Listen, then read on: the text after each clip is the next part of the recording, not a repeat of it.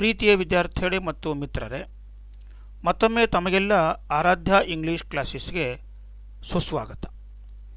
ನಾನು ನನ್ನ ಹಿಂದಿನ ವಿಡಿಯೋಗಳಲ್ಲಿ ಸಿಂಪಲ್ ಪ್ರೆಸೆಂಟ್ ಟೆನ್ಸ್ ಅಥವಾ ಡೂ ಡಸ್ಗಳ ಉಪಯೋಗ ಮತ್ತು continuous present tense am is ಆರ್ಗಳ ಉಪಯೋಗ ಮತ್ತು ಕಂಟಿನ್ಯೂಸ್ ಪಾಸ್ಟ್ ಟೆನ್ಸ್ ವಾಸ್ ವೇರ್ಗಳ ಉಪಯೋಗ ಮತ್ತು ಅದಲ್ಲದೆ ಪರ್ಫೆಕ್ಟ್ ಪ್ರೆಸೆಂಟ್ ಟೆನ್ಸ್ ಅಂದರೆ use of have and has ಇವೆಲ್ಲದರ ಬಗ್ಗೆ ನಾನು ಸವಿಸ್ತಾರವಾಗಿ ನಿಮಗೆ ಹಿಂದಿನ ವಿಡಿಯೋಗಳಲ್ಲಿ ತಿಳಿಸಿದ್ದೆ. ಇವತ್ತಿನ ನನ್ನ ವಿಡಿಯೋದಲ್ಲಿ ಹೌ ಟು ಯೂಸ್ ಡಿಡ್ ಅಂತ ಅನ್ನೋ ಪದ. ಯಾಕಂದರೆ ಡಿಡ್ ಅನ್ನೋ ಈ ಹೆಲ್ಪಿಂಗ್ ವರ್ಬ್ ಏನಿದೆ ಬಹಳ ಇಂಪಾರ್ಟೆಂಟ್ ಪಾತ್ರವನ್ನು ವಹಿಸ್ತದೆ. ಹಾಗಾದರೆ how to use that did, where to use did ಅನ್ನೋದನ್ನು ಇವತ್ತಿನ ವಿಡಿಯೋದಲ್ಲಿ ನಾವು ನೋಡೋಣ. ಡಿಡ್ ಅನ್ನೋ ಪದ ಎಲ್ಲಿ ಬರ್ತದೆ? ಡಿಡ್ ಅನ್ನೋ ಪದ ಸಿಂಪಲ್ ಪಾಸ್ಟ್ ಟೆನ್ಸ್ದಲ್ಲಿ ಬರ್ತದೆ. ಹಾಗಾದರೆ ಸಿಂಪಲ್ ಪಾಸ್ಟ್ ಟೆನ್ಸಿಗೂ ಸಿಂಪಲ್ ಪ್ರೆಸೆಂಟ್ ಟೆನ್ಸಿಗೂ ವ್ಯತ್ಯಾಸ ಏನು, ಅದರ ವಾಕ್ಯಗಳು ಹೇಗಿರ್ತವೆ ಅನ್ನೋದನ್ನು ನಾವು ಇವತ್ತಿನ ವಿಡಿಯೋದಲ್ಲಿ ಸವಿಸ್ತಾರವಾಗಿ ಅರ್ಥ ಮಾಡ್ಕೊಳ್ತಕ್ಕಂಥ ಹೊರಗೋಣ. ನಾನು ಹೇಳಿದ ಹಾಗೆ ಈ ಯೂಸ್ ಆಫ್ ಡಿಡ್ ಅನ್ನೋ ಹೆಲ್ಪಿಂಗ್ ವರ್ಬ್ ಯೂಸ್ ಆಗ್ಯದ ಅಂದ್ರೆ ಅದು ಸಿಂಪಲ್ ಪಾಸ್ಟ್ ಟೆನ್ಸ್ ಅನ್ನೋದನ್ನು ಅರ್ಥ ಮಾಡ್ಕೊಂಡಿರಬೇಕು. ಅಂದರೆ ಸಿಂಪಲ್ ಪಾಸ್ಟ್ ಟೆನ್ಸ್ದಲ್ಲಿ ಡಿಡ್ ಉಪಯೋಗ ಆಗ್ತದೆ, ಡಿಡ್ ಉಪಯೋಗ ಆಗಿದ್ದು ಸಿಂಪಲ್ ಪಾಸ್ಟ್ ಟೆನ್ಸ್ ಆಗಿರ್ತದೆ ಅಂತ ಅರ್ಥ. ಅಂದರೆ ಸಾದಾ ಭೂತಕಾಲದಲ್ಲಿ ನಮ್ಮ ಡಿಡ್ಡನ್ನು ಉಪಯೋಗ ಮಾಡ್ಕೋಬೇಕು ಅಂತ ಅರ್ಥ. ಹಾಗಾದರೆ ಅದರ ಉಪಯೋಗ ಏನು ಅನ್ನೋದನ್ನು ನಾವು ಒಂದು ಎಕ್ಸಾಂಪಲ್ ಮುಖಾಂತರ ವಿವರಿಸ್ತೇನೆ. ಇಲ್ಲಿ ನೋಡ್ರಿ, ನಾವೊಂದು 3 ವಾಕ್ಯ ಕೊಟ್ಟೇನೆ. ಅವನು ನೋಡಿದ್ರೆ ನಿಮ್ಗೆ ಅರ್ಥ ಆಗ್ತದೆ ಏನು ವ್ಯತ್ಯಾಸ ಅದ ಅಂತ. ಮೊದಲನೇ ವಾಕ್ಯ ಓದ್ರಿ, I drank tea in the house. ನಮ್ಮ ವರ್ಡ್ ಆರ್ಡರ್ ಪ್ರಕಾರ ಇಲ್ಲಿ ಏನಿದೆ, ಮಧ್ಯದ್ದು ಸಬ್ಜೆಕ್ಟ್ ಇದೆ, ಆಮೇಲೆ ಹೆಲ್ಪಿಂಗ್ ವರ್ಬ್ ಇದೆ, 3ನೇದು ವರ್ಬ್ ಇದೆ, 4ನೇದು ಆಬ್ಜೆಕ್ಟ್ ಇದೆ, 5ನೇದು WWP ಅಂದರೆ ವರ್ಡ್ ವಿತ್ ಪ್ರಿಪೋಸಿಷನ್ ಇದೆ. ನೋ ಡೌಟ್ ಈ ವರ್ಡ್ ಆರ್ಡರ್ ಇಟ್ಕೊಂಡೆ ನಾವು ಏನಾದರೂ ಮಾಡಬೇಕು. ಯಾಕಂದ್ರೆ ನಾ ಹೇಳಿ ನಿಮ್ಗೆ word order is very important in framing the sentence and framing the question and question tag ಎಲ್ಲ ಕಡೆಯೂ ಆ್ಯಕ್ಟಿವ್ ವಾಯ್ಸ್ ಪ್ಯಾಸಿವ್ ವಾಯ್ಸ್ನಲ್ಲಿ ಪ್ರತಿಯೊಂದರಲ್ಲಿಯೂ ಕೂಡ ವರ್ಡ್ ಆರ್ಡರ್ ಇಟ್ಕೊಂಡೇ ಮಾಡಬೇಕು. ವರ್ಡ್ ಆರ್ಡರ್ ಭಾಳ ಮುಖ್ಯ. ವರ್ಡ್ ಆರ್ಡರ್ ಏನು? ಸಬ್ಜೆಕ್ಟು, ಹೆಲ್ಪಿಂಗ್ ವರ್ಬು, ಆಬ್ಜೆಕ್ಟು ಮತ್ತು WWP ಅಂತ ಹೇಳಿ ನಾ ಆ ಪ್ರಕಾರ ಈ ವಾಕ್ಯವನ್ನು ಇಟ್ಟರೆ ಇದೇನಾಗಿದೆ ಹೇಳಿ ನೋಡೋಣ. I drank tea in the house. ನನಗೆ ಹೇಳ್ರಿ, what is the word in the place of helping verb here? Helping verb ಜಾಗದಲ್ಲಿ ಏನಿದೆ? ಹೆಲ್ಪಿಂಗ್ ವರ್ಬ್ ಜಾಗದಲ್ಲಿ ಏನೂ ಇಲ್ಲ. ಅಂದರೆ ಈ 3 ವಾಕ್ಯಗಳಲ್ಲಿ ಹೆಲ್ಪಿಂಗ್ ವರ್ಬ್ ಇಲ್ಲ. ಒಂದು ಸ್ಪಷ್ಟವಾಗಿ ಅರ್ಥ ಮಾಡ್ಕೊಂಡ್ಬಿಡ್ರಿ. If there is no helping verb in the sentence, ಏನು ಹೇಳಿ ನೋಡೋಣ. If there is no helping verb in the sentence, ಒಂದು ವಾಕ್ಯದಲ್ಲಿ ಹೆಲ್ಪಿಂಗ್ ವರ್ಬ್ ಇಲ್ಲ ಅಂದರೆ ಅದೇನಾಗಿರಬೇಕು? It should be either simple present tense or simple past tense. ಎರಡರಲ್ಲಿ ಒಂದಾಗಿರ್ತದೆ. ಹೆಲ್ಪಿಂಗ್ ವರ್ಬ್ ಇಲ್ಲ ಅಂದರೆ ಸಿಂಪಲ್ ಪ್ರೆಸೆಂಟ್ ಟೆನ್ಸ್ ಇರಬೇಕು, ಸಿಂಪಲ್ ಪಾಸ್ಟ್ ಟೆನ್ಸ್ ಇರಬೇಕು. And then how to find it that whether it is simple present tense or simple past tense ಹೆಂಗೆ ತಿಳ್ಕೋಬೇಕು? Look at the first sentence here. I drank tea in the house. Yes, there is no helping verb in the second place, therefore it is simple past tense or simple present tense ನೋಡಬೇಕಾದ್ರೆ look at the verb here. So verb ನೋಡಬೇಕು. So verb has 4 forms. I have already told you. ಈಗ ಈ drank ಅನ್ನೋ ಪದ ಏನಿದೆ ಇದು ಎಷ್ಟನೇ ರೂಪ, ಯಾವ ಕ್ರಿಯಾಪದದ ರೂಪ ಅಂತ ಕಂಡುಹಿಡಿಯಬೇಕು. ಡ್ರ್ಯಾಂಕ್ ಅಂದರೆ ಕುಡಿ, ಡ್ರಿಂಕ್ ಇದರ 3ನೇ ರೂಪ. ಡ್ರ್ಯಾಂಕ್, ಡ್ರಂಕ್, ಡ್ರಿಂಕಿಂಗ್ ಅಂತ 4 ರೂಪ ಇದಾವೆ. ಇದು ಡ್ರಿಂಕ್ ಅನ್ನೋದೇನು ಹೇಳೋಣ, second form of the drink ಅಂತ ಒಂದು ತಿಳ್ಕೊಂಡಿರ್ಬೇಕು. ಅಂದರೆ ಒಂದು ವೇಳೆ ಹೆಲ್ಪಿಂಗ್ ವರ್ಬ್ ಇಲ್ಲ ಅಂದರೆ ಕರ್ತೃಪದದ ಮುಂದೆ ಕ್ರಿಯಾಪದದ 2ನೇ ರೂಪ ಅಂದರೆ ಪಾಸ್ಟ್ ಟೆನ್ಸ್ ಫಾರ್ಮ್ ಬಂದಿದ್ದರೆ that should be simple past tense. ಇದರ ಅರ್ಥ ಏನು? ಸಿಂಪಲ್ ಪಾಸ್ಟ್ ಟೆನ್ಸ್ದಲ್ಲಿ ಯಾವ ಹೆಲ್ಪಿಂಗ್ ವರ್ಬ್ ಇರ್ತದೆ? ಈ ಜಾಗದಲ್ಲಿ ಡಿಡ್ ಇರ್ತದೆ. ಇಲ್ಲೇ ಡಿಡ್ಡು ಇರ್ತದೆ, ಆದರೆ ಅದು ಕಾಣೋದಿಲ್ಲ, ಇದರ ಅರ್ಥ. ಸೊ ಆದ್ದರಿಂದ ನಾವೇನು ತಿಳ್ಕೊಂಡಿರ್ಬೇಕು ಹೇಳಿ ನೋಡೋಣ. ಇಲ್ಲಿ ಡಿಡ್ ಇರ್ತದ, ಕಾಣೋದಿಲ್ಲ. I drank tea in the house ಅಂದರೆ ಇಲ್ಲಿ ಡಿಡ್ ಅದ, ಕಾಣೋದಿಲ್ಲ, simple past tense. Look at the second sentence here. I drink tea in the house. ಇಲ್ಲಿ ಡ್ರಿಂಕ್ ಅನ್ನೋದು ಪ್ರಥಮ ಅಂದರೆ ಫಸ್ಟ್ ಫಾರ್ಮ್ ಅದ, ಪ್ರೆಸೆಂಟ್ ಫಾರ್ಮ್ ಅದ, ಆದ್ದರಿಂದ ಇದು ಸಿಂಪಲ್ ಪ್ರೆಸೆಂಟ್ ಟೆನ್ಸ್ದ ವಾಕ್ಯ. Look at the third sentence here. My friend drinks tea in the house. ಇಲ್ಲಿ ಎಸ್ ಪ್ರತ್ಯಯ ಅದ, ಇದರ ಅರ್ಥ ಏನು? This is also simple present tense, but my friend ಅನ್ನೋದು ಹೀ ಆಗಿರೋದ್ರಿಂದ ನಾ ಹೇಳಿದ್ದೆ ನಿಮಗಿಂದ, ಹೀ ಶಿ ಇಟ್ ಬಂದಲ್ಲಿ ಎಸ್ ಪ್ರತ್ಯಯ ಹಚ್ಚಬೇಕು ಕ್ರಿಯಾಪದಕ್ಕೆ ಅಂತ ಹೇಳಿದ್ದೆ. ಸೊ ಎಸ್ ಅಂದರೆ ಏನು ಹೇಳೋಣ? ಇಲ್ಲಿ ಏನಿರಬೇಕು ಹೇಳೋಣ? ಡೋಸ್ ಅನ್ನೋ ಕ್ರಿಯಾಪದ ಇರ್ತದೆ. ಇಲ್ಲೇನಿರಬೇಕು? ಡೂ ಅನ್ನೋ ಕ್ರಿಯಾಪದ ಇರ್ತದೆ. ಇಲ್ಲಿ I do drink R my friend dose drink. Dose ಅಂತ ಬಂದಾಗ ಇಲ್ಲಿ ಎಸ್ ಇರಬಾರ್ದು, ಇದು ನೇಮ್ ಅದ. ಸೊ ಇಲ್ಲೇ ಡೋಸ್ ಅದ, ಇಲ್ಲೇ ಡೂ ಅದ, ಮತ್ತು ಇಲ್ಲೇ ಡಿಡ್ ಇರ್ತದೆ, ಕಾಣೋದಿಲ್ಲ. ಅಂದರೆ ನಮ್ಮ ಸ್ಟೇಟ್ಮೆಂಟ್ಗಳಲ್ಲಿ ಅಂದರೆ ಅಸರ್ಟಿವ್ ಸೆಂಟೆನ್ಸ್ಗಳಲ್ಲಿ ಹೆಲ್ಪಿಂಗ್ ವರ್ಬ್ ಕಾಣೋದಿಲ್ಲ. ಎಲ್ಲೇ ಸಿಂಪಲ್ ಪ್ರೆಸೆಂಟ್ ಟೆನ್ಸ್ ಮತ್ತು ಸಿಂಪಲ್ ಪಾಸ್ಟ್ ಟೆನ್ಸ್ದಲ್ಲಿ ಕಾಣೋದಿಲ್ಲ ಅಂತ ಅರ್ಥ ಮಾಡ್ಕೊಂಡಿರಬೇಕು. ಹೌದಾನೇ? ಇದು ಕ್ಲಿಯರ್ ಮಾಡ್ಕೊಂಡ್ರಿ. ಅಂದರೆ ಸಿಂಪಲ್ ಪ್ರೆಸೆಂಟ್ ಟೆನ್ಸ್ ಮತ್ತು ಸಿಂಪಲ್ ಪಾಸ್ಟ್ ಟೆನ್ಸ್ಗಳಲ್ಲಿ ಹೆಲ್ಪಿಂಗ್ ವರ್ಬ್ ಏನೂ ಇರೋದಿಲ್ಲ. ಅದು ಹೆಂಗೆ ಕಂಡುಹಿಡಿಬೇಕು?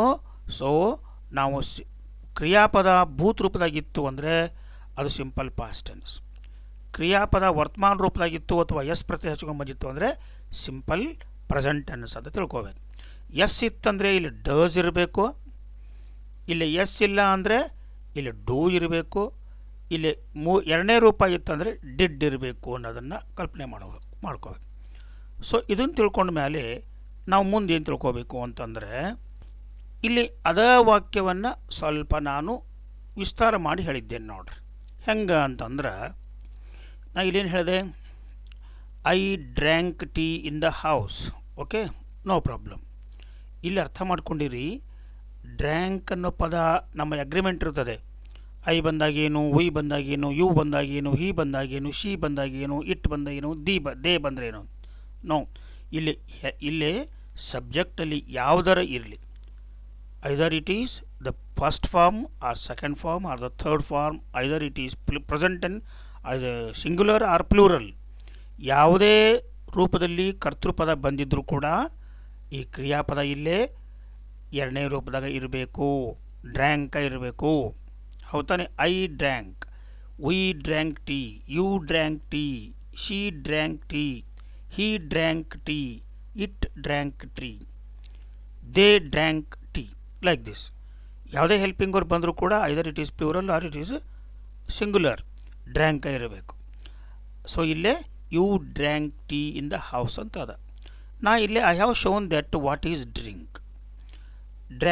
ಡ್ರ್ಯಾಂಕ್ದಲ್ಲಿ ಏನಿರ್ತದೆ?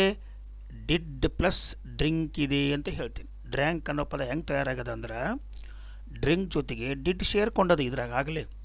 ಒಂದು ವೇಳೆ ಈ ಡಿಡ್ಡನ್ನು ಇಲ್ಲಿ ತೆಗೆದಿ ಅಂತ ತಿಳ್ಕೊ, ಇದ್ರಾಗ ಡಿಡ್ ಪ್ಲಸ್ ಡ್ರಿಂಕ್ ಇಲ್ಲಿ ಸೇರಿ ಡ್ರ್ಯಾಂಕ್ ಆಗ್ಯದ. ಡಿಡ್ ಹೊರಗೆ ಹೋದ್ರೆ ಏನು ಉಳಿಬೇಕು? ಡ್ರಿಂಕ ಉಳಿಬೇಕು. ಹೌದಾನೆ? ಒಂದು ವೇಳೆ ಡಿಡ್ ಹೊರಗೆ ತೆಗೆದಿದ್ರಿ ಅಂದರೆ ಇಲ್ಲಿ ಮತ್ತೆ ಈ ಡ್ರ್ಯಾಂಕ್ ಹೋಗಿ ಡ್ರಿಂಕ ಉಳಿತದೆ ಅಂತ ಕಲ್ಪನೆ ಇರಬೇಕು. ಹೌದಾನೆ? ನೋಡೋಣ, I did drink tea in the house ಅನ್ನಬೇಕಾಗ್ತದೆ. ಅದು ಸರಿನಾ? ತಪ್ಪ ಆಗೋದಿಲ್ಲ. ಇಲ್ಲಿ ನೋಡ್ರಿ, ಐ ವಿ ಯು ದೇ ಬೇಕಾದಿರಲಿ, ಡ್ರಿಂಕ್ ಇಲ್ಲೇ ಏನೇ ಬಂದರೂ ಕೂಡ ಡ್ರಿಂಕ ಇರ್ತದೆ. ಬಟ್ ಇಲ್ಲಿ ನೋಡ್ರಿ, only I we you they ಈ ನಾಲ್ಕು ಬಂದರೆ ಮಾತ್ರ ಡ್ರಿಂಕ್ ಇರಬೇಕು. ಎಲ್ಲಿ? ಸಿಂಪಲ್ ಪ್ರೆಸೆಂಟ್ ಟೆನ್ಸ್ದಲ್ಲಿ. ಹಾಗಾದ್ರೆ ಹಿ ಶಿ ಬಂದಾಗೇನು ನಾ ಹೇಳಿದ್ದೇನೆ, if the subject is singular form of the third person ಏನು ಮಾಡಬೇಕು? Verb comes with S suffix ಅಂತ ಹೇಳ್ತೇನೆ. ಎಸ್ ಅನ್ನೋ ಪ್ರತ್ಯಯವನ್ನು ಪಡ್ಕೊಂಡು ಬರಬೇಕು. ಅಂದರೆ ಡ್ರಿಂಕ್ಸ್ ಅಂದರೆ ಏನು? ಹಂಗಾರೆ ಇಲ್ಲೇ ಡಸ್ ಪ್ಲಸ್ ಡ್ರಿಂಕ್. ಡ್ರಿಂಕ್ ಅಂದರೆ ಡೂ ಪ್ಲಸ್ ಡ್ರಿಂಕ್, ಇದು ಡೂ ಪ್ಲಸ್ ಡ್ರಿಂಕ್. ಡ್ರ್ಯಾಂಕ್ ಅಂದರೆ ಡಿಡ್ ಪ್ಲಸ್ ಡ್ರಿಂಕ್, ಇದು ನಮ್ಮ ತಲೆ ಒಳಗೆ ಉಳ್ಕೊಂಡು ಬಿಡಬೇಕು, ಹೌದು ತಾನೆ? ಯಾಕಂದರೆ ಮುಂದೆ ನಿಮಗೆ ಗೊತ್ತಾಗ್ತದೆ ಅದರ ಉಪಯೋಗ ಏನು ಅಂತ ಅರ್ಥ. ಸೊ ಹಂಗಾರೆ ಈ ವಾಕ್ಯದಲ್ಲಿ ನೀವೇನು ಮಾಡ್ಕೊಂಡಿರಿ, ಯಾವುದೇ ಕರ್ತೃಪದ ಇದ್ದರೂ ಕೂಡ ಡ್ರ್ಯಾಂಕ ಬರ್ತದೆ. ಐ ವಿ ಯು ದೇ ಬಂದರೆ ಸಿಂಪಲ್ ಪ್ರೆಸೆಂಟ್ ಟೆನ್ಸ್ದಲ್ಲಿ ಡ್ರಿಂಕ್ ಇರ್ತದೆ. ಥರ್ಡ್ ಪರ್ಸನ್ ಇದ್ದಾಗ ಎಸ್ ಹಚ್ಕೊಂಬರ್ಬೇಕು, ಹೌದು ತಾನೆ? ನಾವು I have explained about the simple present tense. Only I tried here to show you the difference between the simple present tense and the simple past tense. So only I have taken these two examples. Okay, see, let us come next, go to the second example. ಇಲ್ಲಿ ನಮ್ಮ word order ಪ್ರಕಾರ ಇದೆ. Subject ಇದೆ, helping verb ಇದೆ, ಅಂತರ verb ಇದೆ, object ಇದೆ, ಆಮೇಲೆ WW ಇದೆ. ಓಕೆ, ಈಗ ನಾವು ಇದನ್ನು ನೋಡ್ರಿ, ಅಸರ್ಟಿವ್ ಸೆಂಟೆನ್ಸ್ ಮಾಡಬೇಕಾದ್ರೆ ಡಿಡ್ ಕಾಣೋದಿಲ್ಲ, ಹೌದಾನೆ?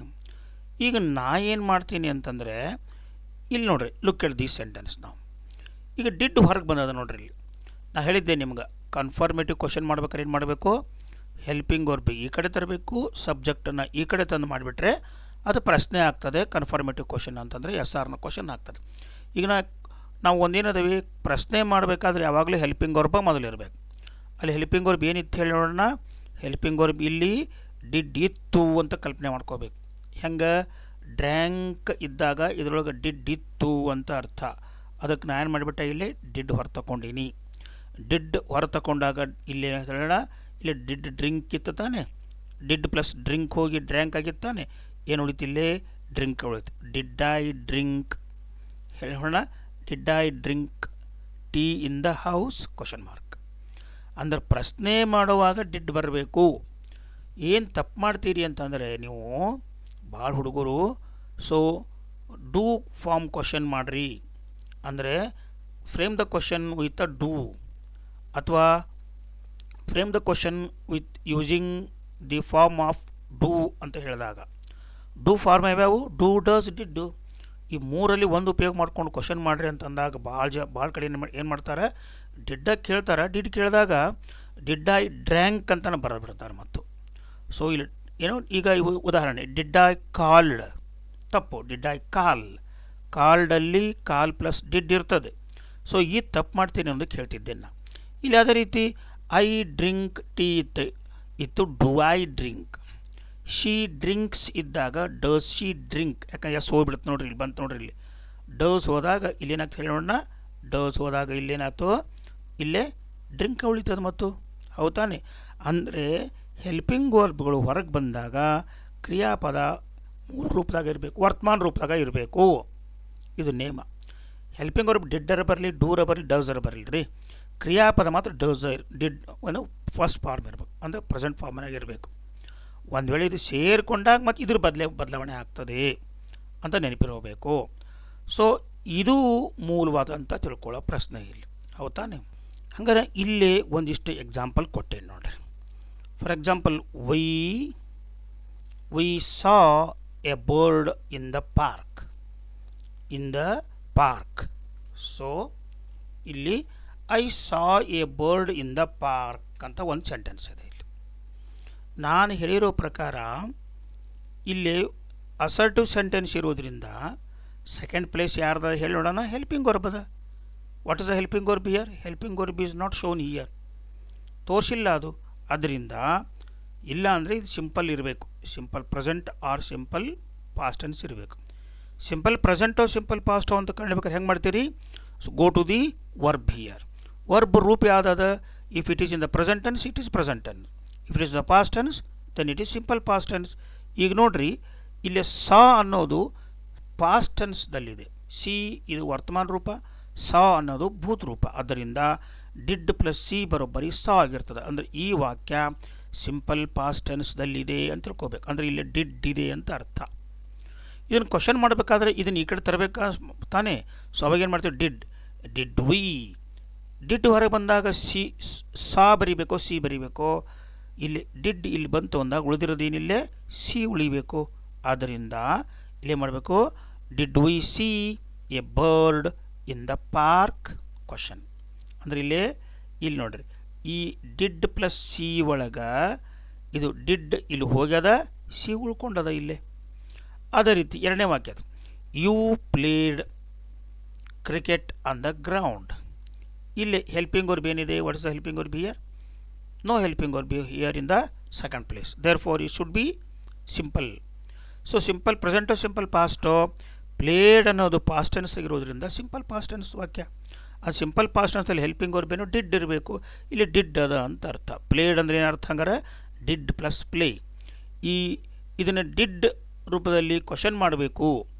So frame the question with a form of do the ಫಾರ್ಮಿಂದ ಕ್ವಶನ್ ಮಾಡಿರಿ ಅಂದರೆ ಇಲ್ಲಿ ಇ ಡಿ ಇದೆ. ಆದ್ದರಿಂದ ಡೂ, ಡಸ್, ಡಿಡ್ ಈ ಮೂರೊಳಗೆ ಡಿಡ್ ತಗೋಬೇಕು ಅಂತ ಅರ್ಥ. ಹಂಗಾರೆ ಏನು ಮಾಡ್ತೀರಿ? Did you played cricket on the ground ಅಂದರೆ ತಪ್ಪಾಗ್ತದೆ. ಇದು ಸಾಮಾನ್ಯವಾಗಿ ವಿದ್ಯಾರ್ಥಿಗಳು ಮಾಡೋಂಥ ತಪ್ಪೇ ಇದು. ಸೊ ಡಿಡ್ ಯು ಪ್ಲೇ ಆಗಬಾರ್ದು, ಪ್ಲೇಡ್ ಆಗಬಾರ್ದು. ಡಿಡ್ ಯು ಪ್ಲೇ ಯಾಕೆ ಉಳಿತು ಹೇಳಿ? ಇ ಡಿ ಇಲ್ಲಿ ಬಂತಲ್ಲ, ಡಿಡ್ ಇಲ್ಲಿ ಬಂತಲ್ಲ. ಆದ್ದರಿಂದ did you play cricket on the ground. So like this ಪ್ರಶ್ನೆ ಮಾಡುವಾಗ ಡಿಡ್ಡದ ಉಪಯೋಗ ಬಹಳ ಆಗ್ತದೆ. ಆದ್ದರಿಂದ ಡಿಡ್ ಉಪಯೋಗ ಆದ ಕ್ರಿಯಾಪದವನ್ನು ಪ್ರೆಸೆಂಟ್ ಫಾರ್ಮ್ದಲ್ಲಿ ನಾವು ಉಪಯೋಗ ಮಾಡ್ಕೋಬೇಕು ಅನ್ನೋದು ನಮಗೆ ಗೊತ್ತಿರಬೇಕು ಅಂತ ಅರ್ಥ. ಹಾಗಾದರೆ ನಾವಿಲ್ಲೇ ಇನ್ನೊಂದಿಷ್ಟು ಎಕ್ಸಾಂಪಲ್ ತೊಗೊಂಡು ಅದನ್ನು ಕ್ಲಾರಿಫೈ ಮಾಡ್ಕೊತಾ ಹೋಗೋಣ. ಇಲ್ಲಿ ನೋಡ್ರಿ, ನಾವು ಒಂದೊಂದೇ ವಾಕ್ಯ ಕೊಟ್ಟೇನೆ. ಏನದು? ಇಲ್ಲದೆ ನೋಡ್ರಿ, ಶಿ ವೆಂಟ್. ಇಲ್ಲೇನು ಹೇಳೋಣ? She went to the shop to buy a new dress. ಇದು ಒಂದು ವಾಕ್ಯದ ಇಲ್ಲಿ, ಹೌದಾನೆ? ನೋಡೋಣ. ಈ ವಾಕ್ಯ ತಗೊಂಡಾಗ ಇಲ್ಲೇ ನಾವೇನು ಮಾಡ್ತೀವಿ? ಇದನ್ನು ಪ್ರಶ್ನೆ ಮಾಡ್ಕೋಬೇಕು ಅಂತ ಅರ್ಥ. ಇಲ್ಲೇನದ? ಕೆಂಪಕ್ಷರ ನೋಡ್ರಿ, ಶಿ ವೆಂಟ್ ಅಂತ ಅದ. ವೆಂಟ್ ಅನ್ನೋದು ಯಾವುದ್ರ ರೂಪ ಹೇಳೋಣ? ಗೋ ಇದರ ಭೂತ್ ರೂಪ ಅದು. ವೆಂಟ್ ಅಂದರೆ ಗೋ ಪ್ಲಸ್ ಡಿಡ್ ಅದ ಅಂತ ಅರ್ಥ. ಇಲ್ಲಿ ಕೆಂಪಕ್ಷರ ಏನದ? ಇಲ್ಲೇ ವೆಂಟ್ ಅಂದಲ್ಲೇ ಶಿ ವೆಂಟ್ ಇದರೊಳಗೆ ಏನದ? ಗೋ ಪ್ಲಸ್ ಡಿಡ್ ಅದ, ಡಿಡ್ ಪ್ಲಸ್ ಗೋ ಅದ. ಅದ್ರಾಗಿಂದು ಏನು ಮಾಡಬೇಕು? ಡಿಡ್ ತೆಗೆದ ಕೂಡ ಏನು ಉಳಿತದ? ಗೋ ಉಳಿತದ. ಹಾಗಾದ್ರೆ ಡಿಡ್ ಇಲ್ಲಿ ಬಂತು ನೋಡ್ರಿ. Did she go to the shop to buy a new dress? Question mark ಇಲ್ಲಿ. ಮತ್ತು ಇದು ಡಿಡ್ ಪ್ಲಸ್ ಗೋ ಸೇರಿದರೆ ವೆಂಟ್ ಆಗಿರಬೇಕು.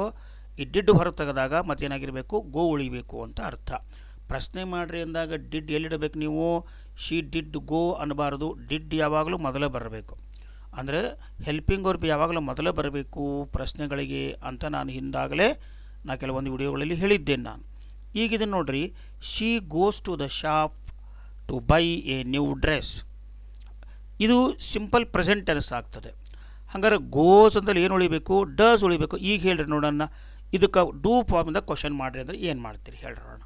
Did she go to the shop to buy a new dress ಅಂದರೆ ಸರಿನಾ?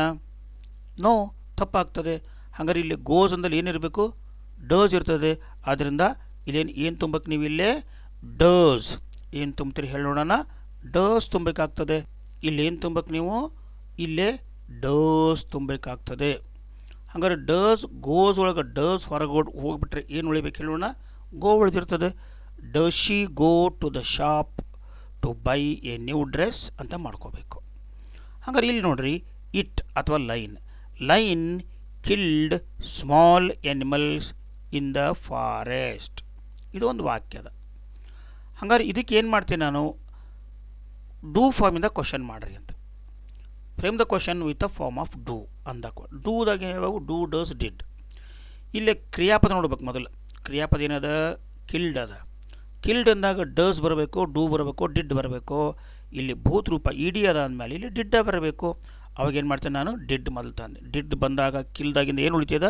ಕಿಲ್ ಉಳಿಬೇಕು ಅಷ್ಟೇ.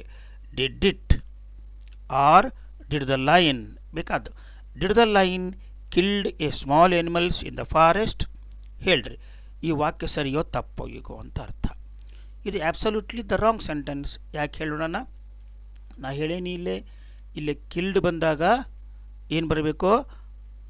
ಇದು ಡಿಡ್ ಹೊರಗೆ ಬಂದಾಗ ಕಿಲ್ಡ್ ಇರಬಾರ್ದು. ಇದೇನು ಉಳಿಬೇಕು? ಕಿಲ್ ಇರಬೇಕು ಅಂತ ಅರ್ಥ. ಡಿಡ್ ಇಟ್ ಅಥವಾ did the line kill small animals in the forest ಅಂದರೆ ಮಾತ್ರ ಸರಿ ಆಗ್ತದೆ. ನಾವು ಏನು ಮಾಡ್ತೇವೆ ಹೇಳಿ ನೋಡೋಣ. ಸಾಮಾನ್ಯವಾಗಿ ಹುಡುಗರು ಮಾಡೋ ತಪ್ಪು ಇದು.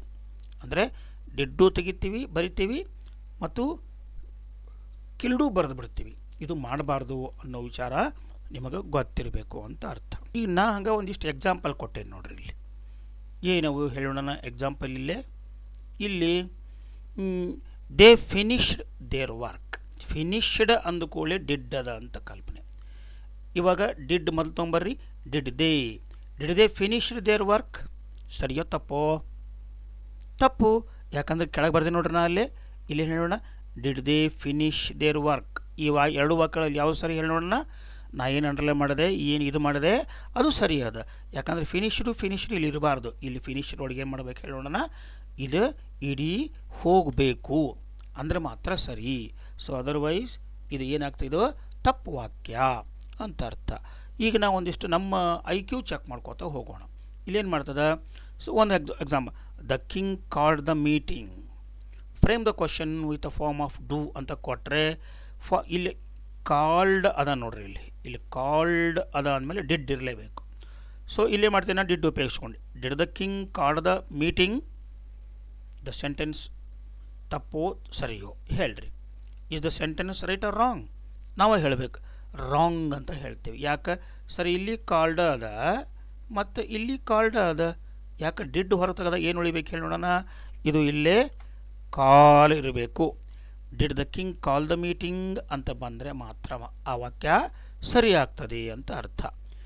ಇಲ್ಲಿ ನಾ ಕೊಟ್ಟೇನೆ ನೋಡ್ರಿ. ಈಗ did the king called the meeting, wrong. Cut ಹಾಕಿಬಿಟ್ಟೇನೆ ನಾನು, ಹೌದು ತಾನೆ? ಸೊ ಇಲ್ಲೇನು ಬರಬೇಕು ಹೇಳಿ ನೋಡೋಣ. Did the king call the meeting, ಇದು ರೆಡ್ ಅಕ್ಷರದಾಗ ಏನು ಕೊಟ್ಟೀನಿ ಹಂಗೆ ಬರಬೇಕು ಅಂತ ಅರ್ಥ. ಅದನ್ನು ಬಿಟ್ಟು ಇಲ್ಲೇನಿತ್ತು ನೋಡ್ರಿ, did the king called the meeting ಅಂತ ಬರೆದಿದ್ದೇನೆ ಆಗಲಿಗ. ಇಲ್ಲೇನು ಮಾಡೋದು ಹೇಳಿ ನೋಡೋಣ. ಈ ಥರ ಇದ್ದರೆ ತಪ್ಪಾಗ್ತದೆ. ಹಂಗಾರೆ ಯಾವುದು ಸರಿ ಹೇಳೋಣ? ಇಲ್ಲಿ ಕೆಂಪದೇನು ಬರೆದೇನಿ, ಡಿಡ್ ದ ಕಿಂಗ್ ಕಾಲ್ ಅಂತ ಆಗಬೇಕು. ಡಿಡ್ ಬಂದಾಗ ಇಡೀ ಹತ್ತಬಾರ್ದು ಅನ್ನೋದು ನಿಮಗೆ ನೆನಪಿರಬೇಕು. ಇಲ್ಲಿ ಮತ್ತೊಂದು ನಿಮಗೆ ನಾನು ವಾಕ್ಯ ಕೊಟ್ಟೇನೆ ನೋಡ್ರಿ ಇಲ್ಲಿ. ಸೊ ಮತ್ತೊಂದು ವಾಕ್ಯದಿಂದ ನಿಮಗೆ ನಾನು ಕ್ಲಾರಿಫೈ ಮಾಡೋಕ್ಕೆ ಪ್ರಯತ್ನ ಮಾಡ್ತೀನಿ. ಏನಿಲ್ಲೇ, she ಸ್ಯಾಂಗ್ folk song ಮೆಲೋಡಿಯಸ್ಲಿ.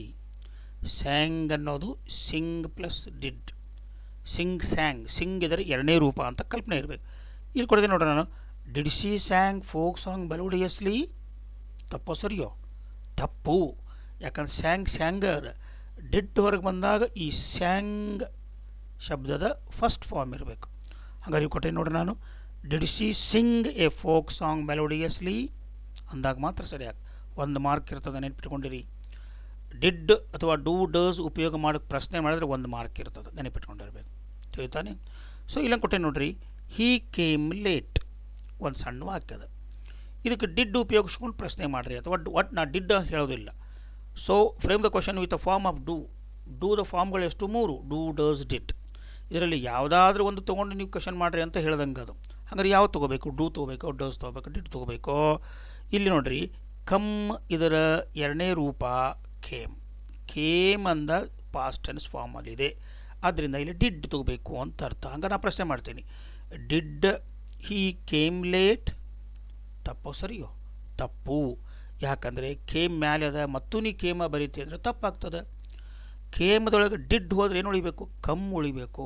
So did he come late ಅಂದರೆ ಮಾತ್ರ ಸರಿ ಆಗ್ತದೆ. ಸೊ ಈ ಥರದಲ್ಲಿ ಡಿಡ್ ಹೊರಗೆ ಬಂದಾಗ, ಡಿಡ್ ಉಪಯೋಗ ಮಾಡಿದಾಗ ವರ್ಬ್ನ ಫಸ್ಟ್ ಫಾರ್ಮನ್ನು ಉಪಯೋಗಿಸ್ಕೊಂಡು ನಾವು ಪ್ರಶ್ನೆ ಮಾಡಬೇಕು. ಹೀಗೆ ನೀವು ಸಿಂಪಲ್ ಪಾಸ್ಟ್ ಟೆನ್ಸ್ದಲ್ಲಿ ನಮಗೆ ಸಿಂಪಲ್ ಪಾಸ್ಟ್ ಟೆನ್ಸ್ದ ವಾಕ್ಯ ಹೌದೋ ಅಲ್ಲೋ ಅನ್ನೋದು ಬೇಕಾಗಿಲ್ಲ. ಸಿಂಪಲ್ ಪಾಸ್ಟ್ ಟೆನ್ಸ್ದಲ್ಲಿ ಡಿಡ್ ಅನ್ನೋ ಒಂದು ಹೆಲ್ಪಿಂಗ್ ಉಪಯೋಗ ಆಗ್ತದೆ ಅಂತ ಕಲ್ಪನೆ ಇರಬೇಕು. ಹಾಗಾದರೆ ಅಸರ್ಟಿವ್ ಸೆಂಟೆನ್ಸ್ದಲ್ಲಿ ಡಿಡ್ ಕೊಟ್ಟಿರೋದೇ ಇಲ್ಲ.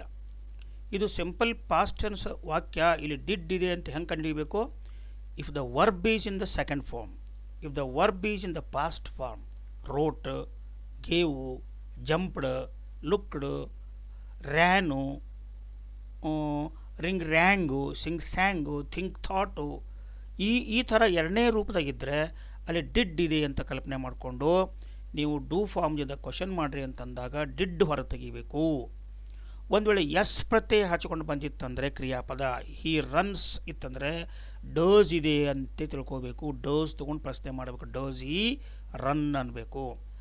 ಐ ರನ್ ಇದ್ದರೆ ಅಲ್ಲೇ ಡೂ ಇರಬೇಕು.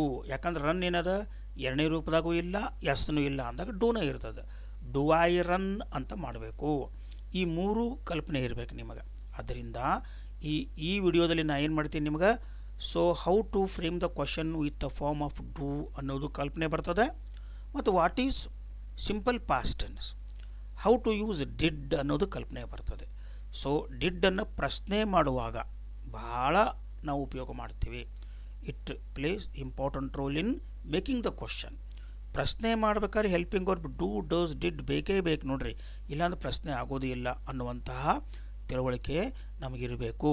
ನನಗನ್ನಿಸ್ತದೆ ಈ ವಿಡಿಯೋದಲ್ಲಿ ನಿಮಗೆ ಡಿಡ್ ಉಪಯೋಗ ಹೇಗೆ ಅನ್ನೋದ್ರ ಜೊತೆಗೆ ಡೂ ಡಸ್ಗಳ ಜೊತೆಗೂ ಕೂಡ ಪ್ರಶ್ನೆ ಮಾಡೋದು ಹೇಗೆ, how to frame the question with a form of do ಅನ್ನೋದನ್ನು ಕೂಡ ನಾವು ಮತ್ತೊಮ್ಮೆ ರಿಪೀಟ್ ಮಾಡ್ಕೊಂಡೇವಿ. ಈ ವಿಡಿಯೋ ತಮಗೆಲ್ಲ ಉಪಯೋಗ ಆಗಿದೆ ಅಂತ ನಾನು ಕಲ್ಪನೆ ಮಾಡ್ಕೊಂಡೀನಿ. ಉಪಯೋಗ ಆಗಿದ್ದರೆ ದಯವಿಟ್ಟು ತಾವೆಲ್ಲ ಸಬ್ಸ್ಕ್ರೈಬ್ ಆಗಿರಿ. ಬಹುಶಃ ಸಬ್ಸ್ಕ್ರೈಬ್ ಆಗ್ತಿಲ್ಲ ಯಾರು, ವಿಡಿಯೋ ನೋಡ್ತೀರಿ ಅದನ್ನು ಸಬ್ಸ್ಕ್ರೈಬ್ ಬಟನ್ ಹತ್ತಕ್ಕೋದನ್ನು ಬಿಟ್ಟುಬಿಡ್ತೀರಿ.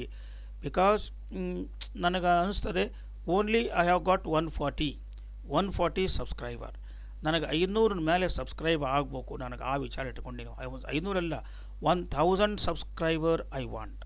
ಆದ್ದರಿಂದ ದಯವಿಟ್ಟು ತಾವೆಲ್ಲರೂ ಸಬ್ಸ್ಕ್ರೈಬ್ ಬಟನ್ ಹಾಕಿರಿ. ಎಲ್ಲರೂ ನೀವು ಫ್ರೆಂಡ್ಸ್ಗೆ ಕಳಿಸ್ರಿ, ಅವರು ಓದಿ ನೋಡಲಿ, ಮಕ್ಕಳು ಓದಲಿ. ಅವ್ರಿಗೆ ಸಬ್ಸ್ಕ್ರೈಬ್ ಬಟನ್ ಹಾಕಿದ ಬಟನ್ ಪ್ರೆಸ್ ಮಾಡಿದರೆ ನಾ ಯಾವುದಾದ್ರೂ ವಿಡಿಯೋ ಮಾಡಿದರೆ ಅವರಿಗೆ ನೋಟಿಫಿಕೇಷನ್ ಹೋಗ್ತದೆ, ನೋಡ್ಬೋದು.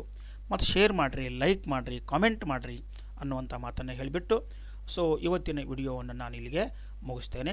Thank you everyone for watching this video.